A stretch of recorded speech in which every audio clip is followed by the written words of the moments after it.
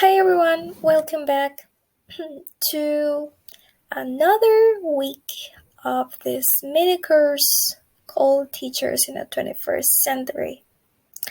Today we're going to learn about this trending topic, this trending learning methodology called problem-based learning. Okay, so what is problem-based learning? Problem-based learning is a category of experiential learning that involves students in the process of critical thinking to examine problems that lack a well-defined answer. In other words, this kind of methodology requires students to be analytical, to analyze deep in the question or in the problem provided by us, teachers, in order to give the best possible solutions to a problem that is based on real life situations and that which will help them to develop their skills, to learn more.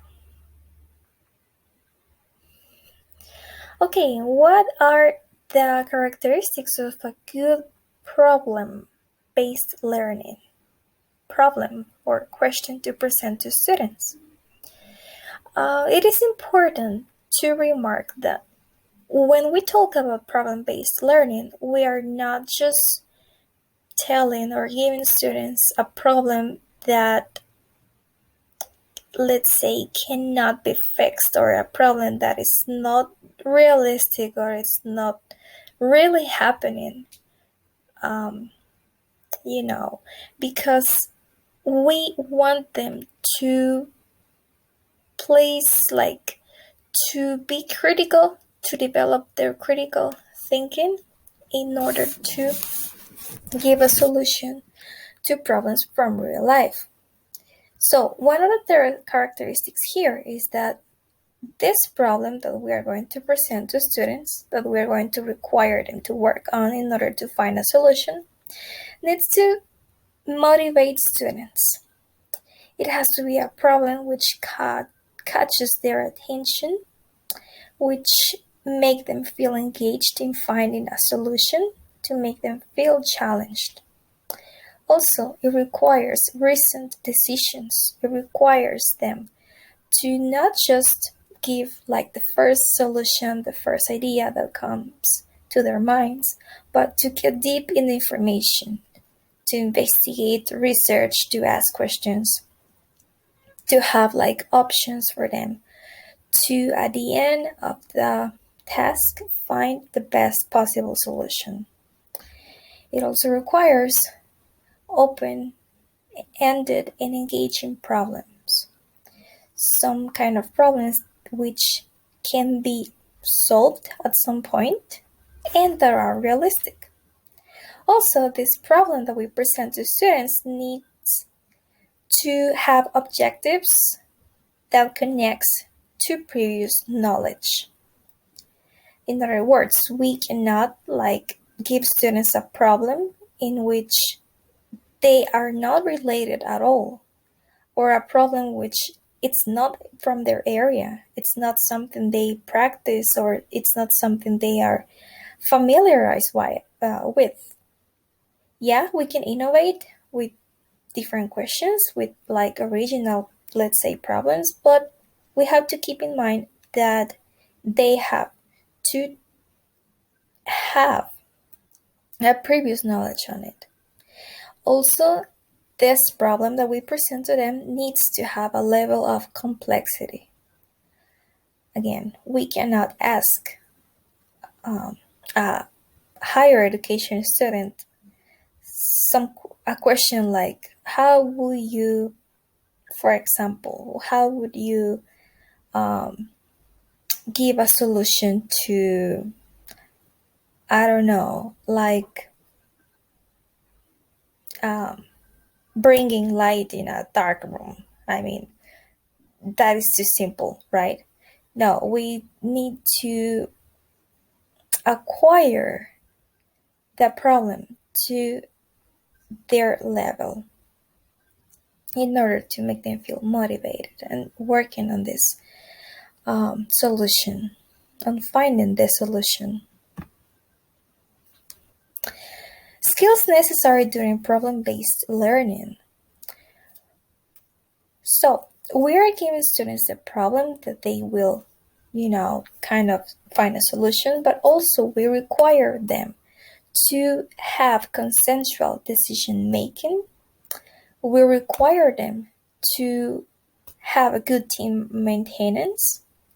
We require them to have a good dialogue and discussion, of course, because they are going to be working with other students at the same time. And it's important to let them know that it's necessary for the group to listen to what others think in order to have like a healthy dialogue, in order to find out together a solution, in order to work together. We have to require them to have conflict management and team leadership. How are our students going to develop these skills? Well, that's why we are here.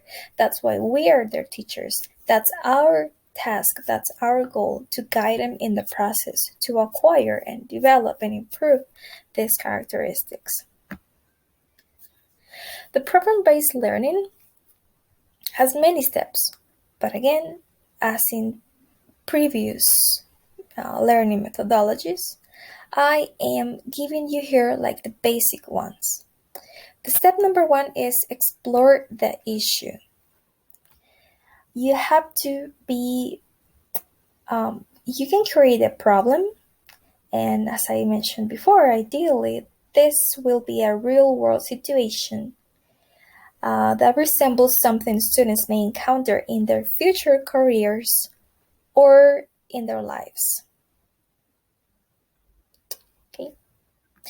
Step number 2 is to state what is known. So we have to prepare students, we have to introduce students to we have to introduce them to what students already know about their problem.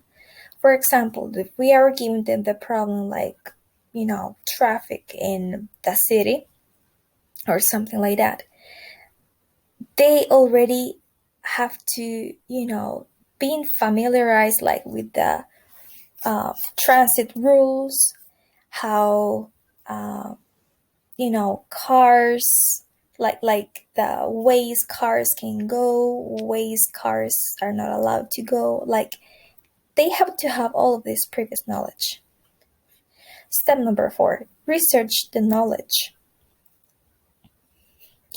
Okay, we have to not just introduce them to what they already know, but motivate them to keep researching, to keep investigating about what they are going to learn and develop along the problem presented.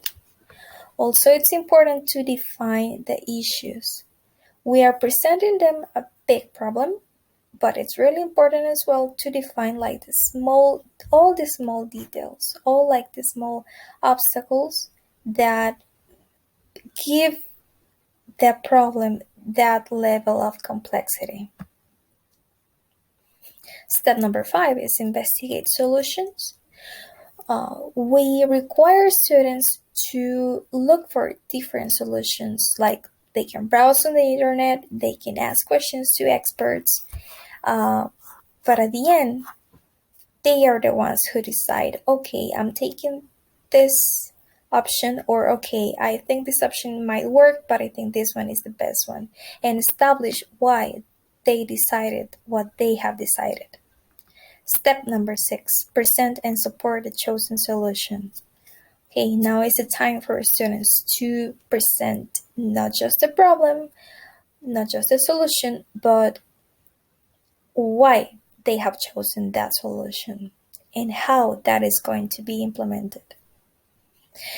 this presentation can be like in an oral presentation, it can be made through a video, it can be made through an infographic or any other web tool. And the step number 7 is review your performance. Always, always, always evaluate all students' projects, problems, assignments, because it gives them the chance to, keep improving. And when we give them the feedback, in the sandwich method, the good they did, what they need to improve, and again, finishing the feedback with something that they can, how they can fix it, we are giving them the chance to feel motivated in learning. Okay, what makes a good driving question? Okay, again, we are talking about the problem. Getting back to when we provide the problem is it has to be meaningful to students. It has to include relevant content. It has to involve authentic problem solving, and also it has to lend itself to collaboration. It has to make students work together. It is also broad and complex enough to allow individual investigations. Okay, even though this is a collaboration kind of work, it's important to establish tasks to every member of the group so every student can do their part of their work and feeling important in it and feeling like they are the important part of the chain. Also supports self-directed learning, and we have to think, is it feasible? I mean, is it something they can for real give a solution to? Okay, and that is how we are going to present the question today. And well, I hope this topic has caught your attention. Remember, you can leave your comments on the forum. You can leave the comments on the course on the comments section. And well, thank you so much for watching. See you later.